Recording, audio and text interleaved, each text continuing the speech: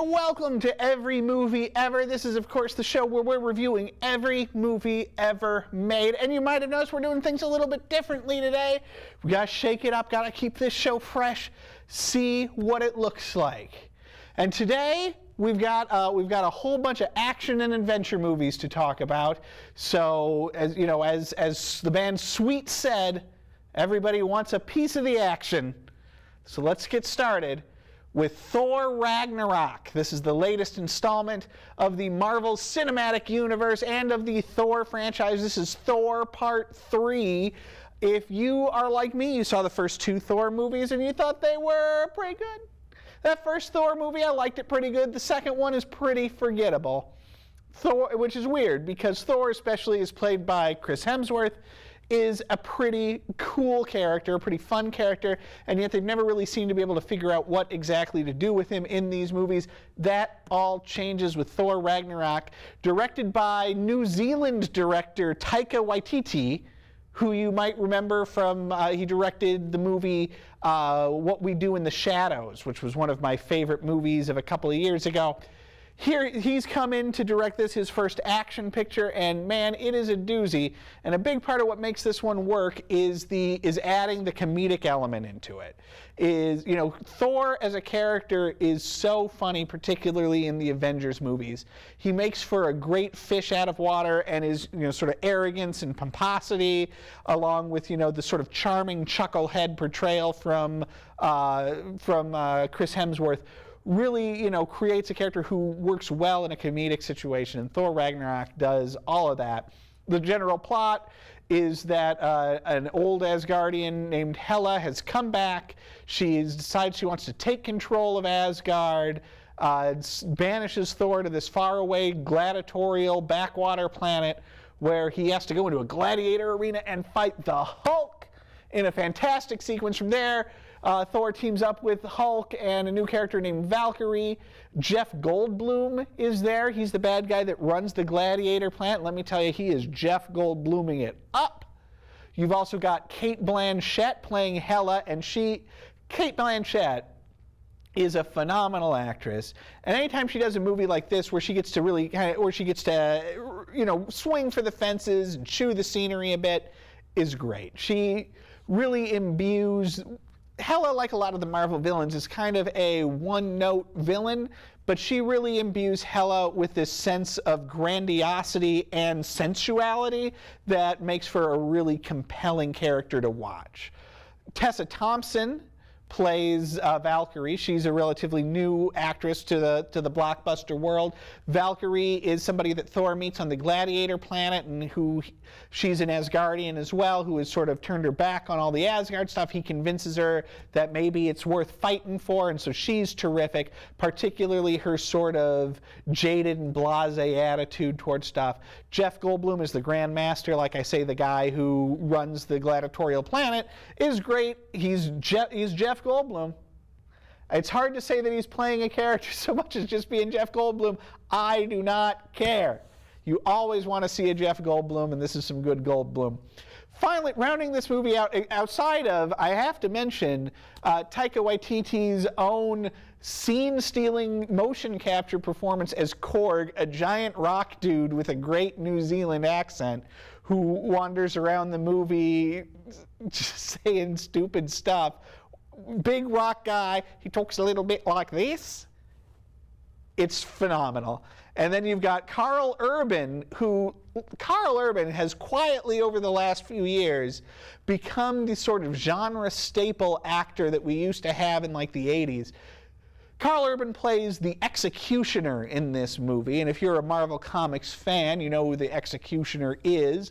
And while this isn't quite the comics version, he's a ton of fun. He is sort of Cate Blanchett's flunky throughout the movie, and Urban plays him with like a lot of the characters in the movie, this real sort of doofusy charm. But of course, Urban, we had him as McCoy in the recent Star Trek reboots, one of the brightest lights in those. He also, guys, Dredd in the movie Dredd, about Judge Dredd, phenomenal performance. Carl Urban, again, back in this, really, cementing his status as one of the finest genre guys we got going now.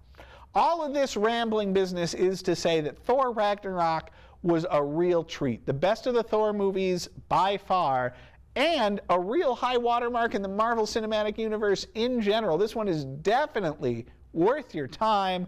I am going to give it 4.5 stars. Friends, I am a child of the 1980s. I watched a lot of cartoons as a young man in that decade, and to me there was no finer cartoon than G.I. Joe. I was delighted recently to discover that the Discovery Family Channel, of all things, has been re-showing G.I. Joe at like 4 a.m. after reruns of Cake Boss.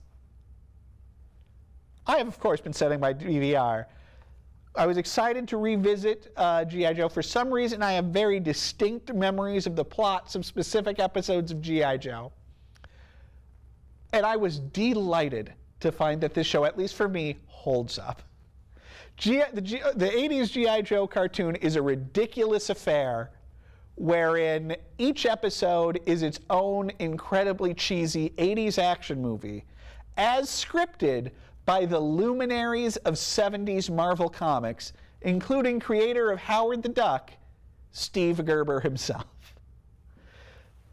Listen, guys, if you've got the chance to rewatch some old G.I. Joe cartoons, I recommend it. I do. And because I was rewatching these, I was delighted to find a VHS copy of G.I. Joe the movie recently. I put that sucker in. Now, G.I. Joe the movie, so G.I. Joe, if you're not familiar, and let's be honest, only a very specific segment of my viewing audience is familiar with the animated adventures of G.I. Joe. G.I. Joe is America's special missions team. They're an elite team of soldiers who all wear ridiculous costumes and have ridiculous code names. My favorite being Shipwreck, who is a sailor with a talking parrot. And they go on missions fighting an evil terrorist organization known as Cobra. Now, like I said, these cartoons are very much rooted in sort of 70s Marvel Comics aesthetic, meaning that the plots are insane and ridiculous, but are sort of grounded.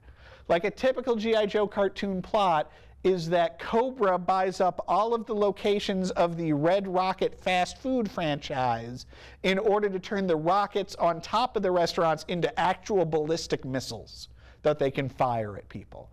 These are the sort of things that happen in G.I. Joe. It is, it's heroic army guys versus evil science fiction-y terrorist guys.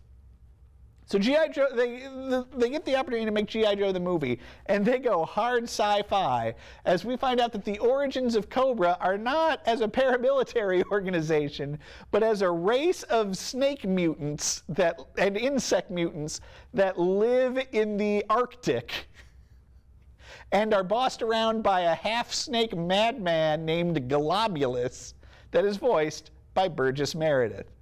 Globulus has some whole plot for raining spores down on the planet to turn all humans into mindless zombie slaves.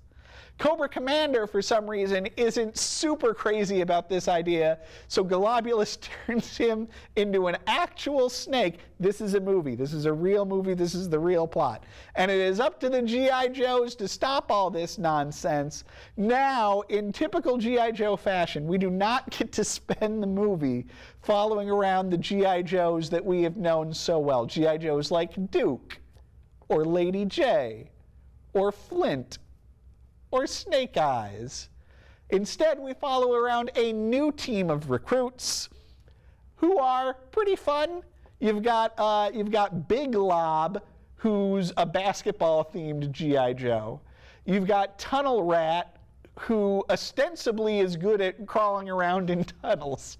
Not that that matters a lot. You've got Chuckles, a Hawaiian shirt-wearing mute guy who likes to throw heavy things around. You've got Lieutenant Falcon, a screw-up little brother of Duke, who is voiced in this movie by, of all people, Miami Vice's Don Johnson. And then you have my favorite, Jinx, who is a ninja lady who does her best ninja-ing when blindfolded. Now, how does all of this add up into a movie? I kind of don't know what to tell you. Is it a good movie?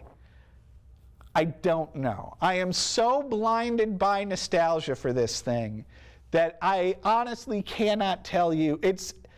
Objectively, it seems to me like this cannot be a good movie. And yet it is so strange and fast-paced and, pretty well animated. And it is a movie that does feature professional wrestler turned cartoon star Sergeant Slaughter in a primary role.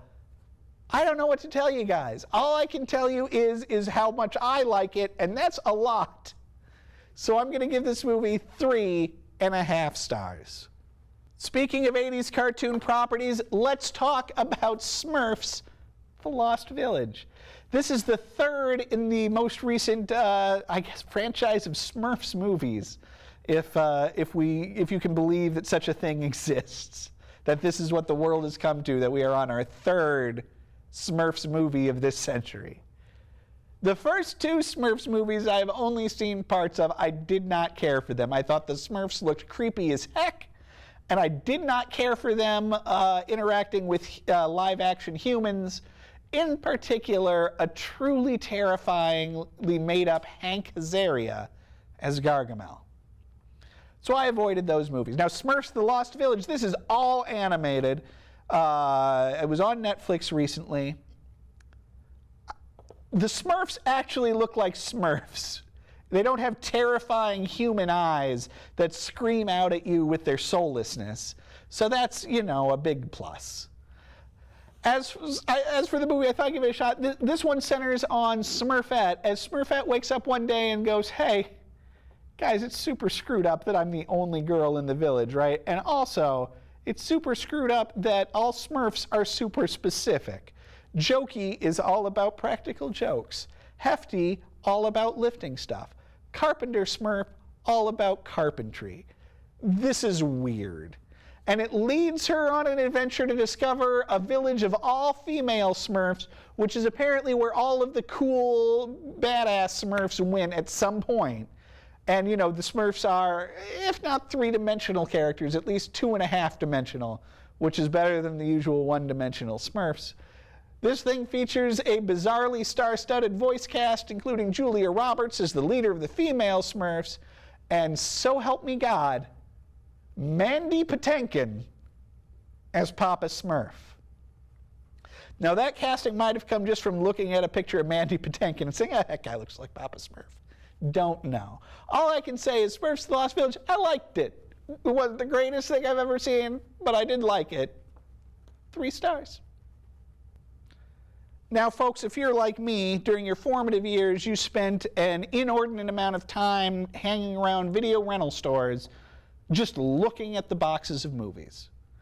And if you're like me, then there are certain movies that you never actually got around to seeing, but the VHS box art is burned into your brain. One of those movies for me is a movie called Raise the Titanic, which, from the box would seem to be a movie wherein some dudes raise the Titanic from the ocean floor for some reason. I have been waiting years to see this movie. Now, I am a man of means. I certainly could have seen this movie at any point, but in part because of the legend of it that had built up in my brain, I don't know if I've been avoiding it, but I've been saving it. So finally I decided to take out my video disc copy of Raise the Titanic and give it a spin. Friends, I would like to tell you that this movie was bananas and awesome.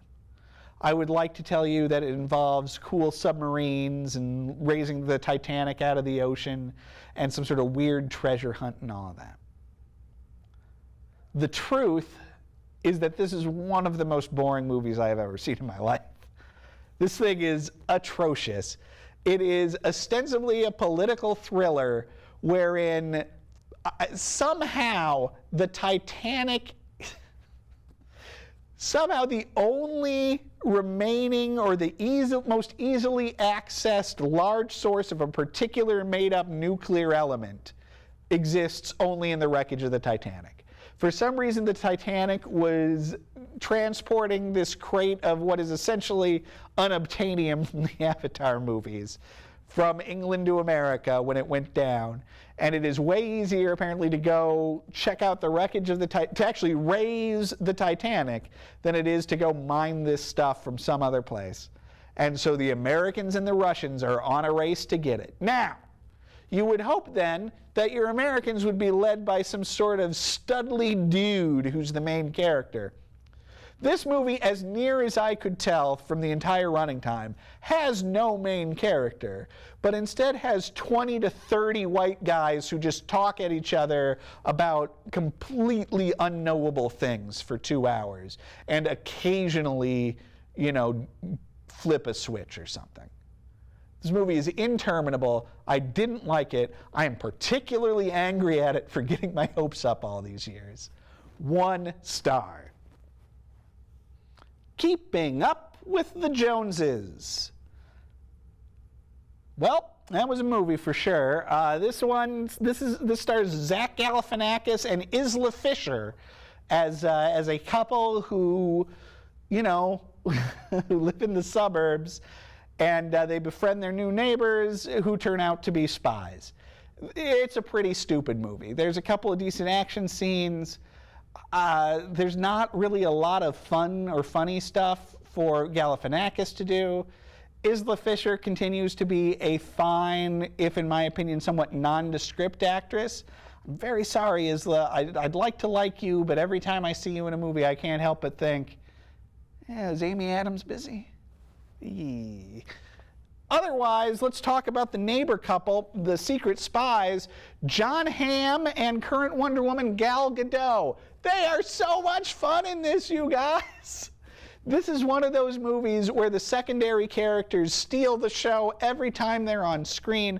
The concept of them as undercover spies who move from one undercover mission to the other, who do love each other but who kind of want to get out of the game, is so much more interesting and attractive than, you know, suburban couple in over their heads, that I just constantly wished for more Hamm, more Gadot. I kind of wish they had flipped the movie. I wish they had been the main characters, and that, you know, Galifianakis and Fisher were meddling neighbors who showed up occasionally, if at all. It's another movie that really reaffirms the star power of that Gal Gadot. She is something else. The movie itself, however, not any good. 2 stars. Conan the Destroyer is one of the rare Arnold Schwarzenegger.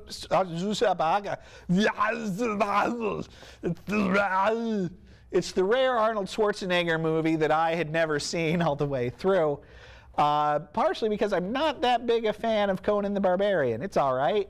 I've never really been a fan of its aesthetic. I think it looks, I don't know, sloppy. But I finally sat down and watched Conan the Destroyer, the less well-received sequel. I liked it a lot. It's real cheesy and campy. I get why people don't like it because of that. Following the sheer brutality of Conan the Barbarian, to make something this 80s and, you know, is a real left turn. But it's also the sort of movie I enjoy more. It felt like a real big budget Cannon picture. It's not, but that's what it felt like. Conan teams up with a bunch of dudes to help a young, I don't know, sorceress or something, played by Olivia d'Abo, who even at this young age is very charming. Wilt the Stilt is, I think he's Olivia d'Abo's bodyguard. You also somehow have Grace Jones running around in this thing as like a barbarian lady. I thought it was a lot of fun. It's real dopey. There's a end sequence where Arnold fights a rubber suit Cthulhu monster that does look real silly, but man, I enjoyed it. I don't know what to tell you. Not a good movie, but a good bad movie. 3 stars. So jazzed was I from that recent watching of Conan the Destroyer that I thought, I'm going to revisit Red Sonja, which is a movie I liked a whole lot as a young man. This is the one that stars Brigitte Nielsen as Red Sonja, who's essentially Lady Conan. Arnold Schwarzenegger is in this movie, but not as Conan. Even though this movie is a movie in the Conan universe, Red Sonja is a spin-off character from Conan. Arnold is in it, not playing Conan. If somebody can get together a spreadsheet for me that explains how that works, I'd be very interested to see it. This movie is also directed by Richard Fleischer, who had directed Conan the Destroyer, so I thought I would be in for a treat. I am not. This movie, while it has some of the same camp charm of Conan the Destroyer, it's missing the necessary electricity. This movie is much more limp. I think a big part of that rests on the broad shoulders of Ms. Nielsen, who cannot carry the picture, resulting in a pretty boring affair. 1.5 stars. Longtime viewers of this program will know that I am into the Fast and the Furious movies from number 3 onward. So nowadays, when Vin Diesel makes another high-octane action movie, I want to see it, because God only knows if we can get that, if he can make the stupid formula work somewhere else. Now, Fast 8 seemed to me to suggest that maybe Vin Diesel is not the reason why these movies work, because he's not great in that one. And Triple X, The Return of Xander Cage, which is the movie I'm reviewing right now, also doesn't really help with that. This is Vin Diesel's, I don't know what, 10 or 15 years later return to Triple X, one of his earlier action movies, about an extreme sports James Bond. And it is dumb as all heck. It is fun dumb in places, but it's also just dumb in others. There is a cameo near the end of this movie that is so stupid and amazing that you might actually cheer out loud. And there are a lot of real big dumb action sequences and big dumb lines of dialogue that are definitely worth seeing. But is this on par with your Fasts 5, 6, and 7? No, it is not. I would put it on par with, it's not quite as good as a Fast 8. It's all right, though. It might be worth seeing if you're into that kind of a thing, which is why I'm going to give it 2.5 stars. Finally got around to seeing the recent Power Rangers theatrical movie that inexplicably stars Bryan Cranston as talking head Zordon, and Elizabeth Banks, the always so terrific and so fun Elizabeth Banks as Rita Repulsa, the bad guy of the Power Rangers universe, for those of you who are older than 35 and younger than 25. They took Elizabeth Banks, though, who, outside of being a phenomenal, a brilliant actress, a terrific director, and a superb comedian, is also a very beautiful woman. And they put her in the most hideous, weird green armor getup you can imagine for some reason in this. Banks is the intermittent bright spot of this movie, with possibly the high point of the whole thing being a shot of her eating a Krispy Kreme donut. This whole thing, though, is a mess. It's not particularly engaging or interesting. You are more than an hour into this movie before the Power Rangers are Power Rangers in their outfits and whatnot, which, listen, you can pull that trick in a Batman movie. If you're Christopher Nolan, you can get away with doing enough interesting and weird stuff for a solid hour that you can get away with not having Batman show up in a Batman movie for an hour. You can do that. And I liked it a lot when he did that. But if you're making a Power Rangers movie with a bunch of nondescript teenagers running around and whining about how they're teenagers, you gotta get them in their outfits before the hour mark, friends. Now, is this thing that bad? No. Is it any good? No. Is it so bad that it is worth watching and being like, look at this nonsense? No, it really isn't. It is a bland movie that, so help me God, I would be somewhat interested in seeing a sequel to, if only to see if they can figure out that, I don't know, maybe there should be some action in this movie that is supposed to be about 5 teenagers who drive giant robots fighting giant monsters. 2 stars. And that is it, friends, for this episode of Every Movie Ever. I want to thank you for watching. We'll be back next time with another great episode. Good night.